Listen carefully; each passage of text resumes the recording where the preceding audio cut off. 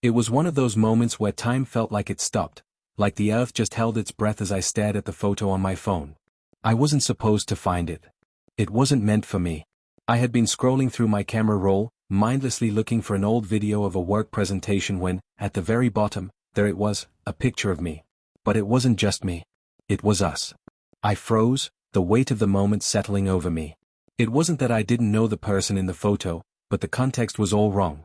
He wasn't supposed to be here. He wasn't supposed to be in this part of my life. I'd always thought of Mark as just a coworker. We'd become friends over the past few months, chatting between meetings, sometimes grabbing lunch together if our schedules aligned. It was comfortable, easy. Nothing more than friendly camaraderie, until this moment. The picture I was staring at had been taken on a beach, somewhere far away. It wasn't a place I recognized immediately, but there were no words to describe the feeling that hit me. My stomach dropped. My heart pounded against my ribs like a drum. It wasn't just any photo. We were together, laughing. His arm was around my waist, a soft, intimate gesture that spoke of something deeper. The warmth of the sun wasn't what made me sweat now, but the realization of what this meant. How was I seeing this? Why was I seeing this? The date on the photo told me everything I needed to know. It was from last summer. Last summer, when I had specifically made a point to not go anywhere near Mark outside of work hours. I couldn't shake the feeling that something was terribly wrong. I had no recollection of this moment, no memory of us ever being that close. Did he take this? Did we take this together? I racked my brain, trying to conjure some other explanation, something that made sense, but nothing came. And that's when I understood. This wasn't a memory I had. It was a memory he had. A memory that he had held onto, and somehow, it had made its way to my phone. Somehow, he had found a way to put it there. But why? I didn't understand. What was happening? Was this some joke? Some sick prank? I had to know. My fingers were trembling as I scrolled down further. The next picture was another one of the two of us, our faces pressed close together, eyes locked, both of us smiling, but there was something else in the image now. Something I couldn't place, but that felt all too familiar. A quiet intimacy that had no business being there. This wasn't just two colleagues hanging out. This wasn't just friends. I had to confront him. I had to know what the hell this was all about. But I couldn't. Not yet. Not now. I sat there for what felt like hours, the photo still open on my screen, burning into my mind. I was too stunned to be angry, too confused to even make sense of it all. How could I have been so blind? Or was I blind at all? Maybe I had missed something, ignored some hint of affection, something that had been lingering beneath the surface all along. I couldn't look away from the image. My heart thudded loudly in my ears as I wondered, what was he thinking? What did he remember about us? Did he know I had never even seen this side of him before? Or worse, was I the only one who didn't realize how much deeper our connection had gone? How much he had wanted from it? I closed the app, dropping my phone onto the bed. The room suddenly felt too small, suffocating. The walls were closing in. My hands were clammy, my pulse erratic. What had I walked into? I knew I had to speak to him. I had to clear this up. But what if it wasn't a misunderstanding? What if it was something else entirely? No. I couldn't let myself think that way. It had to be a mistake. There had to be a reasonable explanation. Maybe this was a mix-up. Maybe. But as soon as that thought crossed my mind, a darker one followed it. What if there wasn't? I got up from the bed, pacing the small apartment, trying to shake off the weight of everything I had just discovered. But it stuck with me. The photo. The closeness. The quiet intimacy I had somehow missed. And then it hit me, the vacation. I remembered. The vacation I had taken last year. It had been with my best friend. The same trip I had never mentioned to Mark. And yet, somehow, there was this picture, a piece of my life that was supposed to be mine, now intruding on my present, on my sense of self. I reached for my phone again, swiping through the photos with a sense of urgency. I couldn't stop looking. There had to be more. Maybe I'd missed something. Maybe this time, I would see something different. And there it was. The next photo was clearer, too clear, almost. It was a candid shot, taken from across the beach, and I could tell it had been taken without me knowing. Mark had his arms around me, his lips brushing against my ear, his face turned toward mine, and I was laughing. But this wasn't just any laugh. It was an unguarded laugh. A laugh I only shared with people I trusted, people I felt safe with. The moment felt so familiar. Too familiar. My chest tightened again. The pit in my stomach deepened. Was this the side of him I had never seen? Or was this just how it had always been, and I hadn't noticed? The questions spiraled, tumbling over each other, until all I had left was the image. The photograph. And the sinking feeling that there was more to this story than I had ever imagined. The morning after I found the photos, I could hardly bring myself to look at my phone. It was as if each new image, each new click, would drag me further into a nightmare I didn't know how to escape. The picture of Mark and me on the beach kept replaying in my head, the warmth of the sun, the laughter that wasn't just friendly, but intimate. It was so different from how I had remembered it. I told myself I needed to confront him. I needed to ask him what these photos meant. But how do you even start that conversation? How do you bring up something like this without sounding paranoid or completely off base? My phone sat on the kitchen counter, untouched, as I made myself a coffee. The early morning light streamed through the windows, but it only highlighted how empty the room felt. I could feel the weight of the silence in my apartment, pressing down on me. I was supposed to be getting ready for work, but I couldn't shake the feeling that everything had changed overnight. By the time I pulled myself together, I knew I couldn't avoid him forever. I had to face Mark, we had to face whatever this was between us.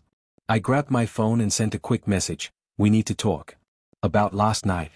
It wasn't much, but it was enough to send a rush of anxiety through me. I stared at the screen as the dots appeared, signaling he was typing. I held my breath. Part of me wished I could take it back, bury it, ignore it, but the other part of me, the part that needed answers, urged me forward. The message from him came through within seconds. "Sure. When?" I didn't hesitate. "Now." We arranged to meet at a nearby coffee shop. I told myself it would be fine, that I'd be calm and composed. But my heart wouldn't stop racing. How could I just act normal when everything felt so foreign? When the very foundation of our friendship felt like it was built on something I couldn't see clearly anymore. By the time I arrived, Mark was already sitting at one of the tables by the window. He looked like he hadn't slept, his face drawn and tired. He was usually so put together, but today he seemed off. Maybe he'd known this conversation was coming. Maybe he had been waiting for it. I couldn't tell. When he saw me, his eyes softened, but there was something guarded in his expression. He stood up as I approached, offering a quick hug before sitting back down. There was a strange silence before he spoke. "I'm guessing you saw the photos," he said, voice low but steady. I felt my heart drop again. "You knew?" He nodded, his jaw tight. "I didn't mean for it to happen like this." I sat down, trying to steady my nerves. "How long have you been? How long has this been going on?" His eyes flicked down to the table. "A few months. Ever since the trip. I didn't want it to go beyond that. It wasn't supposed to go beyond that." "A few months?" I repeated, my voice rising despite my best effort to stay calm. "We're coworkers, Mark. Friends. How was I supposed to know that this wasn't just some casual friendship?" "I know. I never meant for you to find out like this. I wanted to tell you, but it just wasn't the right time." "Tell me?" I felt a sick knot form in my stomach. "Tell me what?" "That you were," I stopped myself, unsure how to finish the sentence. "That you were more than just a friend?" He looked at me, his face painted with regret. "It started out innocent. Just a drink after work here and there, talking about our personal lives. But then we went on that trip, and things changed. I didn't plan for it, but when I was with you, when we were on that beach together, just the two of us, I realized how much I wanted more. And I didn't know how to stop myself." I swallowed hard. "You didn't know how to stop yourself?" I repeated. It felt like a slap. "Mark, I thought we were just co-workers. Just friends. How could you not know? How could you not see that this was wrong?" "I do," he said quickly, his hands clenched on the table. "I know it was wrong. And I regret that it ever happened. But you have to understand, it wasn't just a fling. It wasn't some one-time thing. I care about you." I almost laughed, a bitter sound that caught in my throat. "Care about me? How? As a coworker? As a friend? Or as something more?" "More," he said, and it hit me like a blow to the chest. "I want more." I felt my breath catch in my throat, my mind reeling. I had been so sure about my boundaries with Mark. We had kept things professional, friendly. But now, I was faced with something I hadn't expected, something that tore apart everything I thought I knew about him. I had no idea what to say. My heart felt heavy, like it was made of stone. The image of us on that beach, his arm around me, the way his eyes locked with mine, kept replaying in my mind, and it felt like a betrayal. Not just to me, but to the friendship we had built. "Do you?" Mark began, but I interrupted him. "No," I said sharply. "No, I don't understand. I don't know how I'm supposed to process this." My voice was shaky now. "You kept this secret from me. We've been pretending to be just coworkers, just friends, and all along, you were hiding this from me. And then I find the photos. The photos that I didn't even know existed until last night."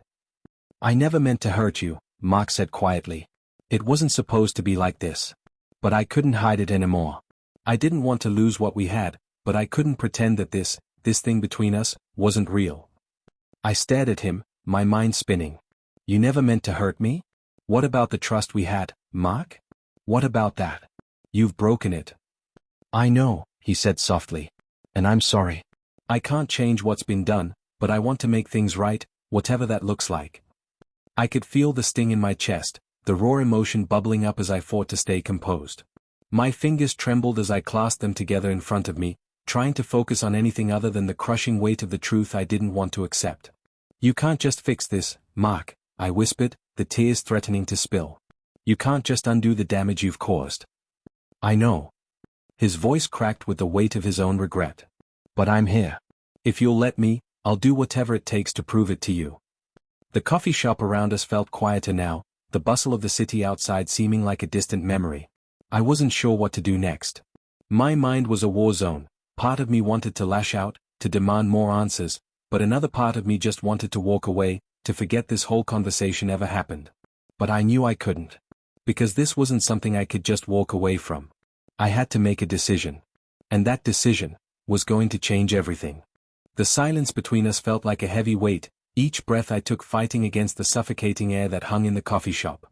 The outside world buzzed and moved, oblivious to the emotional collision taking place within these four walls. And here I was, sitting across from Mark, his confession hanging over us, neither of us able to fully escape its weight. I wanted to scream. I wanted to throw the truth back in his face, demand answers, beg him to explain how this had all gone so wrong. I wanted to hit him, to make him feel the same chaos swirling inside of me. But I didn't. I sat there, my heart hammering in my chest, my hands clenched into tight fists beneath the table. I don't know what to say to you," I finally whispered. "You've shattered everything. I thought you were my friend. Hell, I thought I was safe with you." My voice cracked, and I hated it. But I couldn't help it. "And now you've turned all of that upside down. We've crossed a line I never saw coming." Mark's eyes dropped to his coffee cup, his fingers tracing the rim. He didn't look at me when he spoke next, but his words were raw, heavy with regret. "I never meant for things to go this far. I never meant to hurt you. But I couldn't keep hiding it. I wanted you to know, and I thought I could protect you from the truth, but it was selfish of me. I should have told you sooner. I should have been honest." I leaned back in my chair, closing my eyes for a moment to steady myself. Honest? How could he even say that? How could he sit there, telling me he was being honest now when for months he had been lying to my face, pretending everything was normal while secretly being involved with me, us, more than I ever realized. I thought back to all the casual meetings, the lunches, the late nights at work. It wasn't just innocent banter. It wasn't just friendship. It was so much more, and I had been too blind to see it. Too naive to question it. I opened my eyes again and looked at him, trying to find some shred of the Mark I once knew in the person sitting across from me. But all I could see was a stranger, a man who had broken my trust. "I don't even know who you are anymore. I thought I understood you. I thought we were on the same page about everything." "We were," he said quickly, shaking his head.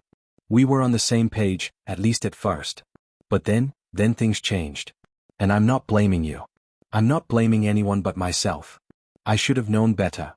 I should have known that what I felt for you wasn't just friendship." The words sliced through me. I couldn't understand. I wanted to understand. But how could I? How could I reconcile the man I thought I knew, the man who had been my trusted coworker, my just friend's colleague, with this stranger sitting in front of me, admitting to a relationship that was nothing like what I thought it was? I ran my fingers through my hair, desperate for clarity. "You should have known better," I repeated, bitterness rising in my throat. "You should have respected me. You should have respected us. But you didn't. You chose to let this, whatever it is between us, build into something you never should have let happen. I know. I get it. And I don't expect you to forgive me right away. Hell, I don't even expect you to want to forgive me. But I need you to know that this wasn't some random fling for me. I care about you, and I care about what we had. I clenched my teeth and stared at him, feeling the anger simmering beneath the surface. It was like every word he spoke was another betrayal, another piece of the illusion that had been shattered. And yet, some small part of me, deep down, beneath all the rage and confusion, wanted to believe him. I wanted to believe that this wasn't just some careless affair or a simple lapse in judgment. I wanted to believe that maybe, just maybe, Mark wasn't the person I thought he was, but someone who had made a mistake and wanted to make things right. But that part of me was small. And the bigger part, the part that had been hurt and betrayed, the part that had trusted him and had seen the cracks in our professional relationship, I couldn't ignore it. The truth was too big, too glaring, too painful. I don't even know what you want me to do with all of this, Mark, I said, my voice trembling. What do you expect me to do? We can't just go back to being just friends anymore, can we? This changes everything. The trust, the boundary that was there, it's gone. And I'm left with nothing but confusion and guilt. I didn't want to make you feel guilty, he said softly. You shouldn't feel like this is your fault. This was my choice. I chose to cross that line. I'm not trying to make excuses. I just want to tell you the truth, and give you a chance to make your own decisions. His words hit me in a way I hadn't expected. I wanted to scream at him. To demand answers. But at the same time, part of me, part of the person I once was, wanted to know the truth, to understand why he did it, to hear the story of how we had gotten to this point. I needed that explanation. I needed something to make sense of the mess he'd created. You can't undo this, Mark, I whispered, my throat tight. You can't just fix it with words. You can't just tell me you're sorry and expect everything to go back to how it was. He looked at me then, really looked at me, and I saw something there, something in his eyes, something that almost made me forget the hurt, just for a moment. I know. I'm not asking you to forget. I'm asking you to think about it. About us. About what we have, and whether it's worth salvaging. I shook my head, unable to answer him. The weight of his words pressed down on me, heavier than I could bear. Could I salvage this? Could I rebuild the trust that had been broken, or was this the point of no return? I didn't know. But I had to figure it out. For both of us. The next few days after that coffee shop meeting were a blur. I'd wake up, go through the motions of my day, but nothing felt real. The world felt muted, distant, like I was walking through it in a haze, the edges of everything soft and blurred. I would pass people on the street, but I didn't see them. I'd sit through meetings at work, but my mind was somewhere else, somewhere I didn't want to be. Mark's confession, his words, his eyes, they kept playing on a loop in my head, tormenting me with the question I couldn't escape. What now? I found myself reaching for my phone multiple times a day, wanting to call him, wanting to hear his voice, but at the same time, dreading it. The part of me that still cared about him, who wanted to believe that maybe we could fix this, was at war with the part of me that was consumed with anger, betrayal, and disbelief. What had happened to us? What had happened to me? I had trusted him. I had worked beside him every day, laughed with him, shared my life with him, and now I didn't even know who I was in relation to him. Was I just a friend to him? Or was I something more, someone he had taken for granted, someone who had become caught in the tangled mess of his own choices? I spent that week mostly alone, letting the silence grow between us. I didn't answer his calls or respond to his messages. I didn't know what to say. How could I look him in the eye again? How could I sit next to him at work, pretend everything was fine, when every time I saw him, I was reminded of the secrets he had kept, the lies he had told? But then there was the other part of me, the part that wondered if he really did care, if he was truly sorry, if there was a way we could figure this out. I kept replaying that moment in the coffee shop when he had looked at me with such sincerity, when his voice had cracked with guilt. Was it enough? Could I forgive him? Could we move past the betrayal and rebuild the trust that had been destroyed? By the end of the week, I couldn't take it anymore. I needed answers. I needed to stop living in this in-between space, this gray area where I was neither moving on nor staying still. I needed clarity. I texted him, "We need to talk. Let's meet tonight." It didn't take long for him to respond. "I'm so sorry.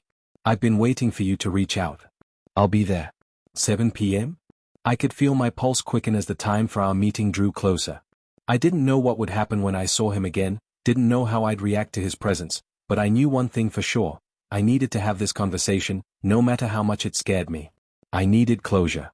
Or at least, I needed to know if there was any chance for us to fix what had been broken.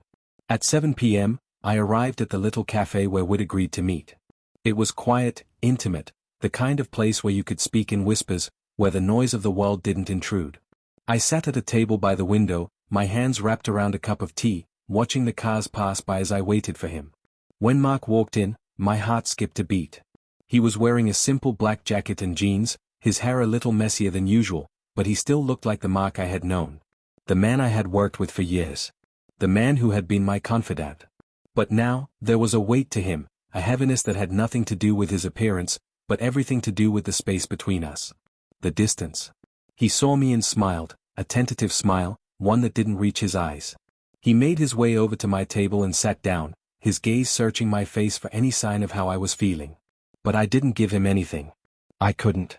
I had been through too much in the past few days to let him off easy. I needed to hear the truth. "Thank you for agreeing to meet," he said quietly, his voice low and almost apologetic. I nodded, taking a deep breath. "I've been thinking a lot, Mark. About everything you said. About us. And I don't know where to start. But I do know one thing: I don't know who you are anymore. I don't know if I can believe in you like I used to." "I get it," he said, his voice tight. "And I'm not asking you to forget. I know what I've done. Please, let me explain. I need you to understand. I need you to know how sorry I am." He ran a hand through his hair, his eyes filled with regret. And for a moment, I almost caved. The part of me that wanted everything to be okay again, wanted to believe that this was a misunderstanding, a mistake, fought to come to the surface. But I couldn't let it. I couldn't just pretend like nothing had happened. I couldn't give him the benefit of the doubt when everything inside of me was screaming that he had crossed a line. "You keep saying that you're sorry," I said, my voice trembling slightly. "But I don't know if that's enough anymore. I need to understand why you did this. Why you lied. Why you thought this was okay." He sighed, his shoulders slumping. "It wasn't okay. I'm not trying to make excuses for myself. I didn't plan for it to go this far. But over time, I started seeing you differently. I didn't know how to handle it. I should have been honest with you from the beginning, but I was scared. I was scared of ruining everything, scared of losing you. I thought I could keep it under control, but I couldn't." I stared at him, my mind racing. Scared? He had been scared of ruining everything? What about me, then? What about us? What about the trust we had built over the years? Scared of losing me? I repeated, my voice shaking. "Mark, I would have never turned you away if you had been honest. You think you could keep this from me and somehow protect me from it? You should have trusted me, trusted us." "I know," he whispered, his eyes searching mine. "And I'm so sorry for not doing that. I should have been honest, and I'll never forgive myself for betraying you like this. Please just give me a chance to show you that I can be the man you thought I was." I shook my head, the tears I had been holding back threatening to spill over. I didn't know if I could forgive him. I didn't know if I could look at him the same way again. But I also didn't know if I was ready to walk away from everything we had built. I stood up slowly, wiping my eyes. "I need time, Mark. I need time to think. I can't just make a decision tonight. Not like this." He nodded, his eyes full of sorrow. "I understand. Take all the time you need. I'll be here, waiting." And as I left the cafe, I felt the weight of his words pressing down on me. I didn't know if there was a future for us. But I couldn't just walk away either. Not yet. The following weeks were a blur. Time moved slowly, yet too quickly at the same time. It was as if I had been suspended in some in-between world, where nothing felt fully real. I went through my days on autopilot, working, interacting with people, but feeling like I was standing at the edge of a cliff, looking down at a life I couldn't quite grasp anymore. I didn't know what to do. I didn't know how to move forward. I would lie awake at night, staring at the ceiling, my mind running over every word Mark had said, every choice he had made. I kept hearing his voice in my head: "I'm sorry. I should have been honest with you. Please give me a chance." And I couldn't help but wonder if the chance he was asking for was just a chance to redeem himself, or if it was a chance for me to fall back into something that had already hurt me too deeply. But then there was another part of me, the part that remembered the man I had worked with for years. The man who had been kind, thoughtful, and reliable. The man who had been my friend, my confidant. Could he really be the same person who had crossed the line? Could he really be someone who had lied to me for so long? I hadn't answered his texts or returned his calls. I knew he was waiting for me to make a decision, but the pressure felt suffocating. I wasn't ready to choose yet. I didn't know if I ever would be. One Saturday morning, I found myself standing at the same cafe where we'd met weeks ago. I hadn't planned to be there. In fact, I hadn't even realized I was walking toward it until I was standing in front of the door. It was as if something inside me had led me here, something I couldn't ignore. The cafe was quiet, empty except for a few regulars who sat with their laptops, sipping coffee. I walked inside, my heart racing, my palms sweaty. I had no idea what I was hoping for, maybe closure, maybe the answers that had eluded me all this time. But whatever it was, I couldn't ignore it any longer. I walked to the counter and ordered a coffee, my hands trembling slightly. As I waited for my drink, I felt a presence beside me. I turned, and there he was, Mark. He looked the same as he always did, his hair a little messier than usual, his jacket a little too big for his frame. But his eyes were full of uncertainty, full of hope. He was waiting, just like I had been. I felt my chest tighten as I looked at him, and I had to swallow back the lump in my throat. "Hi," he said softly, his voice hoarse. "Hi," I replied, my voice barely above a whisper. "I didn't expect to see you here," he continued. "But I guess maybe I should have known you'd come back here eventually. This place, it means something to us, doesn't it?" I didn't know how to respond to that. There were so many things I could say, but none of them seemed right. I was still so confused. I still didn't know if I could forgive him, if I could even trust him again.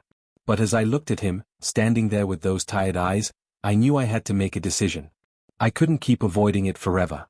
"I've been thinking," I said slowly, my voice shaking slightly.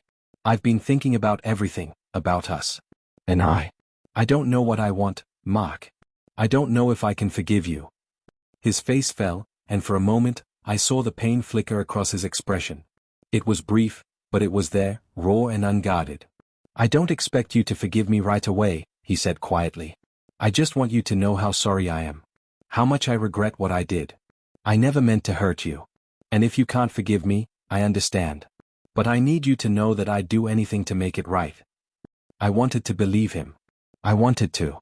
But could I? Could I trust him again after everything? Could I move past the betrayal, past the hurt? The silence between us stretched out, suffocating. It felt like the world had stopped moving, like there was only the two of us standing in this moment, suspended in time. I felt the weight of my decision, and for the first time in weeks, I knew it was time to stop avoiding it. "I don't know," I said, my voice barely above a whisper. "I don't know if I can ever trust you again. But I need to try. I can't move forward without knowing if we can fix this. If we can fix us." Mark's eyes softened, and he nodded slowly, the relief flooding his features. "I'll do whatever it takes, I promise.